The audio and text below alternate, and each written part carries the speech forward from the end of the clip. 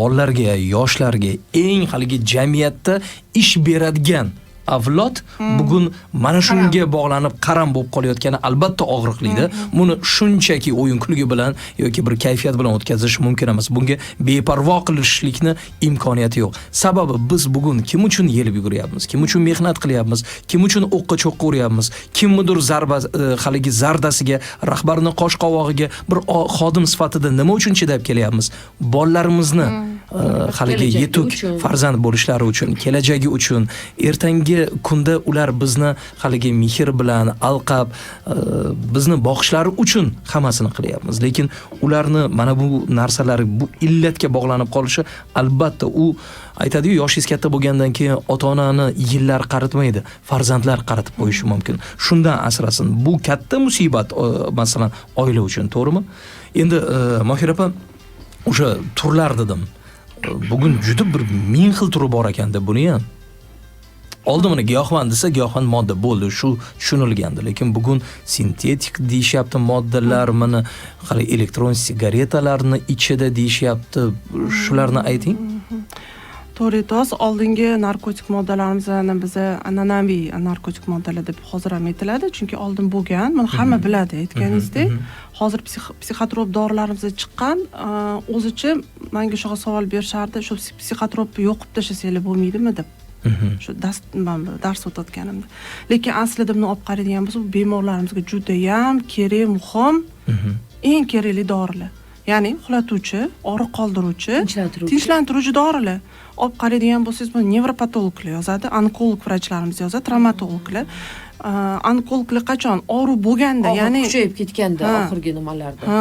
Rak bo'ladi, miyada bloklash kerak. Yo endi jarayon orqaga qaytmaydi-da, operatsiya bo'lgan yoki bo'lmagan, yo bo'lmasa har xil avariya jarayonlarida oyoq qo'llarga lat yegan bo'lsa, kuchli og'riqmi, bolevой shok deydi. Og'riq shokiga tushib qolmasligi uchun bemorga shu tuzalguncha ozgina og'riq qoldiruvchi ichiriladi. Keyin xalq savol beradi menga.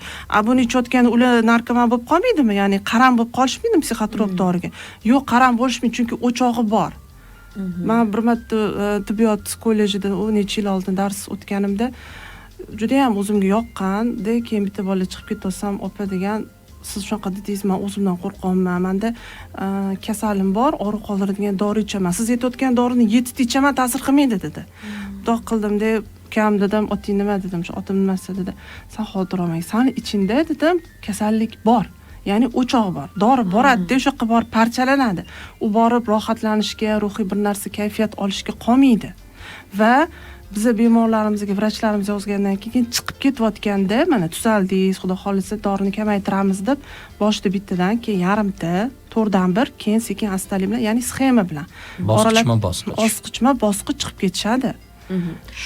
Uni ham unaqa birdaniga to'xtatib qo'ymaydi. Xo'p, tinchlantiruvchi, og'riq qoldiruvchi, yana so'llar chiqqan hozir aytganimizdek. So'l endi o'zbekchasiga tuz. Hatto shunaqa bo'ldi. Qanaqa tuz, masalan, deylik, u dorixonada sotiladimi yo'q? U boshqa sintetik modda tushunarli. Shunaqa. Qarang, bu juda ham kuchli psixostimulyator deb aytiladi. Bu shakardan yirikroq, tuzdan mayda bo'ladi. Hattoki men tushuntirganimda bu karis tuzi emasmi ham deb o'n hollarimiz yo'q, karis tuzi biz ham o'zimiz ishlatamiz, salat palatlarga dedimda. Lekin buni oti prosta tuz, buni har xil o'zi nom bor, skorost deydi. Ya'ni tez ta'sir qilgan, nima laqamga o'xshab qo'yib olishgan. Alfa PVP, keyin amfetamin, mana shunaqa mefedron degan so'llar bor, ko'rinishi, uni qabul qilish ham har xil.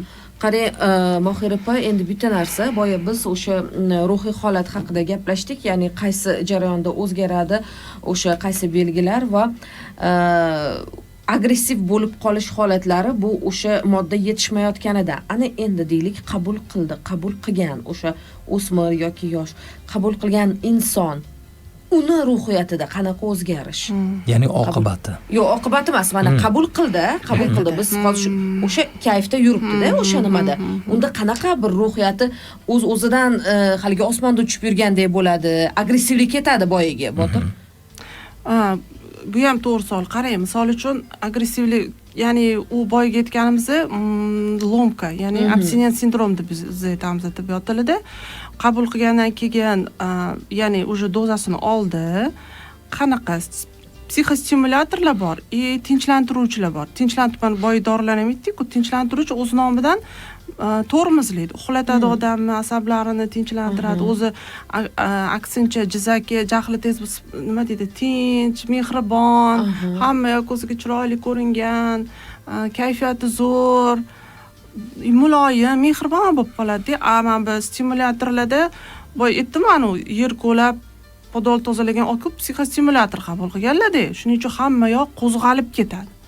Ish qilib anaqa ish qilgisi keladigan, hattoki nimalardir yozib, hali kitob yozishga tushib ketar ekan, she'r yozishga tushib ketishar ekan, qo'shiq aytgisi kelib ketadi yoki bir o'zini Superman deb o'ylar ekan, borib, men ana qanotim bor, men ucha olayman deb yuqori qavatdan o'zini ham tashlashib yuborgan. Shu holatlar bor. Bo'lgan. Men o'zim yoki bo'lmasam anaqa nima o'zini o'rtog'i bilan biz basseynda cho'milamiz deb 9-etajdan basseyn deb o'ylashgan, ya'ni insonni o'ziga nisbatan orientatsiyadan vaqtga va nima deydi, vaqt, vaziyatga, joyga o'ziga nisbatan men qayerdaman, men nima qilyapman? O'sha narsa bo'lmaydi-da. Ko'zi, ya'ni umuman boshqa narsani, boshqa joyda, boshqa narsani ko'radi odam. Juda ham shunisi yomon. Miyaga ta'sir qiladi. Miyani bir o'zgartirib yuboraman deydimi, o'sha dorilarning ta'siri, o'zi dori ichgandan keyin-da kontrol yo'qoladi odam. Mast bo'lgandan keyin. U keyin basseynda tashlab yuborgan deydi. Mast deb aytamizda. Keyin yomoni bilasizmi? Odamlar bizani miyamiz har xil, bir xil bemorlikka aytishadiki, mana o'rtoqlarim necha yildan qabul qilyapti, hech narsa qilmas ekan, любой mahal tashiyman deyapti. Yo'q, aytdim, siz boshqasiz. Bu organizm bechara, bu unaqa dori uchun yaratilmagan. Dori ichish uchun yaratilmagan. Bu birinchidan. Ikkinchidan, dori ichgandan keyin bu bizning miyamizga qanaqa javob berishni ham bilmaymiz. U yashab yurgandir. Odamlarda bitta narsa bor, men nima uchun men degan tushuncha bor deb psixologiyada. Ana o'shaning uchun ham qasdlikka qanaqadir ravishda o'rtog'ini, tanishini shu yo'lga kirgizsachi tinchlanar ekan-da ruhan. Mana men emasman faqat. Ungacha bu mif, afsonani aytadi. Voy, shansi qilmaydi, bitta qilib ko'r. Men xohlasam qilaman. Mohira endi statistika nimani ko'rsatyapti? Biz baribir bilamiz, ko'pincha hozir psixologlar tilida travma deydi-yu. O'sha bolalikda olgan travmasi, qayerdadir mehr ko'rmaganligi, ko'ngli o'ksib qolganligi, otasiz o'sganligi, yana bir mana shunday nimalar, oila to'liq bo'lmagani.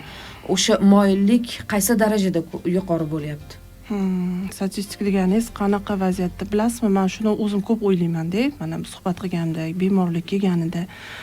Shunaqa narsaga ham mana oilaga anaqa-yu, lekin har doim ham bunaqa emas. Hattoki bir marta bitta bola keldi, men birinchi bizani Mahmudov degan professor domlam aytardilar. Sizlar eshikdan kirib, yoningga o'tirguncha yarim diagnoz qo'yib bo'lgandirdilar-da. Nima terapiya domlamiz. O'shanda kelsam aytdim, "Shiqilib bu bola nima ichar ekan?" deb aytsam, qo'lida iPhone telefon, juda ham akkurat, yaxshi kiyingan. Onamni davolatmoqchiman dedi. Lekin bunaqa onamni. Ko'rdingizmi? Endi 20-19 yashar bola. Ana bunaqa keyin suhbat qildim, onasi nima kasalliklarni nima qildi-da, kelishib, gaplashib, uni gaplarini, shikoyatlarini eshitdim-da. Lekin shunaqa onadan shunaqa farzand tarbiyalanganiga og'zingiz ochilib qoladi. Chunki bolani ichki stержini, masalan, ya'ni ko'p kuzataman, Gollivud yulduzlarida ham ko'pini ko'radigan bo'lsangiz, o'sha Oskar olganlar. Gaplashsangiz, oilaviy muhiti, ana seriya mishki deyishgan, xunu deyishgan, burning bunaqa, mana shunaqada ham odamni stimul bo'lib, men sizlarga hali ko'rsatib qo'yaman deyish ham bor ekan-da. Lekin aytganingizdek, ota qabul qilsa, ota har kuni ichib kelsa, masalan, bu yerda bolani ruhiyatiga ta'sir qilmay qolmaydi.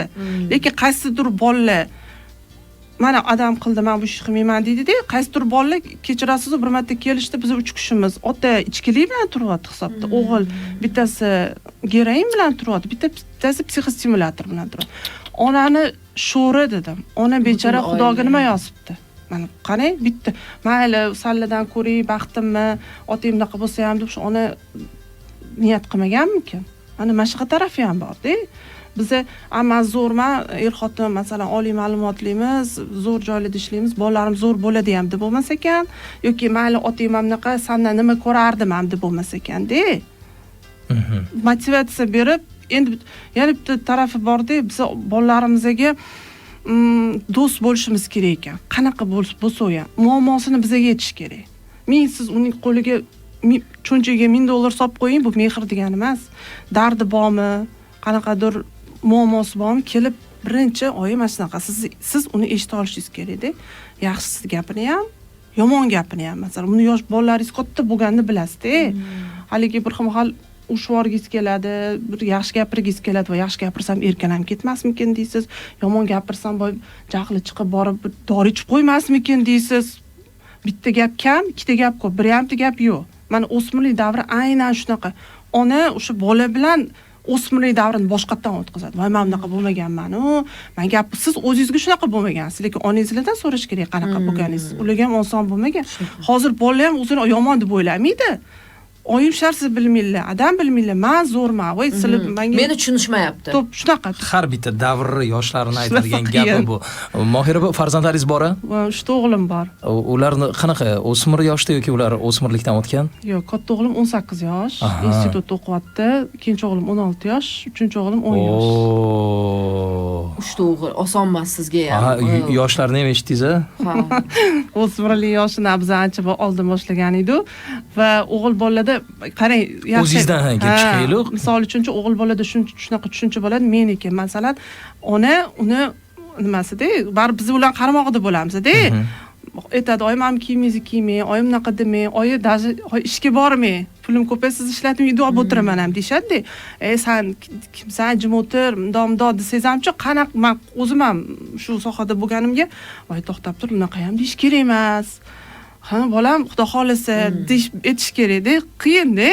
Qanaqadir ma'noda yumshoq ham qilib qo'yish kerak emas ularni. Yo'q, o'tkazib yuborish ham kerak emas. Qani oyim aytadi, bolangiz sizga gapingizga kirsin deyiladi. Shanga ham o'shanisi ham to'g'ri. Men biz zolotay seredinani ushlash qiyin, juda Bahira, mana qarang, siz o'zi amaliyotdasiz, 16, 17, 18 yoshli o'smirlarni ko'rasiz. Bunga giriftor bo'lgan, shunga bog'lanib qolgan. Ana shu paytda bevosita kadr oldida bolalaringiz ham o'tadi. Siz 10 chandon ziyrakroq bo'lishingiz kerak. Ey Tangrim deb yuborasiz-da nazarimda. To'ppa-to'g'ri. Ana shu masalalarda nazorat qanaqa qilasiz? O'zim bolalarim. Mana aytaman, misol uchun suhbat qilganimizda mana bir marta mana shunaqa bo'ldi. Endi turingda o'zga fikringizni. Adamlarga aytdim-da, o'zim adamga, dedim, qanaqadir leksiya o'qiyman-da, xuddi hech kim eshitmayotganga o'xshaydi dedim. O'zim adamam oratorlar-da, tarixchilar ko'p o'qiganlar. Qizim dedilar, o'sha 100 ta odamga o'qitsana dedilar. O'sha 10 ta odam eshityapti deb tasavvur qilganda, o'sha 10 ta odamga gaping ta'sir qilsa baxting dedilar-da. Keyin men aytdim, masalan, o'sha 100 ta odam o'tiribdi, 10 taga ta'sir qilsa meni yutug'im, meni 3 ta o'g'lim yutug'im. Men o'g'llarimga aytaman, bolalarim, mana shunaqa narsalar chiqqan, ehtiyot bo'laring. Bular hamma ota-ona ichish kerak uyga kirib. Mana shunaqa tabletkalar bor. Siz unga aytmaysiz-ku, men bunaqa ichsam bunaqa bo'lar ekan. Siz yaxshi tarafi yo'q o'zi. O'zi umuman yo'q yaxshi taraf. Bu bemorlarni dorisi. Eng yomon iloyim bo'lmasin hech kim deb duo qiladigan diagnozlarni dorisida, kasalliklarning dorisida. Shuning uchun albatta mana shunaqa bo'pti deyman. Bir xomxal voy gaplaringiz juda ham sovuq deyshadi-da. Siz gapingizdan bizni og'irlashdi deyshadi. Auditoriya ham keyin bir xomxal даже bu ani kasb kasalligi deydi. O'g'limga aytsam, oyi xuddi siz hozir gapiryapsiz, shunaqa zo'r gapirasiz, xuddi auditoriya gapirayotganga o'xshaysiz deydi-da. O'z bitta o'zi bo'lardi. Albatta, endi ular baribir Mohira doim o'sha misollar bilan ko'rsatkichlar bilan gapiradilar. Bugun baribir bu efir bo'lgani uchun ozgina bir nazarimda chiroyli qilib, ozgina haligi ayanchli oqibatlarni sal chetkazib biroz shunaqa gapiryaptilar, lekin aslida o'sha aytganlaridek bularda ma'lumot ko'p-da, ko'rsatkich ko'p, raqam ko'p va bu raqamlar nazarimda o'sha Aytmasangiz bo'lmaydi. Bitta ayolga bir yaqinda gaplashsam aytadiki, endi bolamga buni gapirsam keyin qiziqib qolmasin deb ozgina cho'chiyman deb, shuning uchun gapirmayman deydi. Biz oqibatlari haqida gapirishimiz kerak. Hozir reklama, undan keyin bitta oqibatlarini aytib berasiz. Chunki bugungi kunda faqat o'g'il bolalar emas, qizlarimiz ham bunga qaram bo'lib qolyapti. Ertaga ular bo'lajak ona degani, yigitlarimiz bo'lajak ota degani. Ulardan ertaga yangi O'zbekistonning avlodlari dunyoga kelish kerak.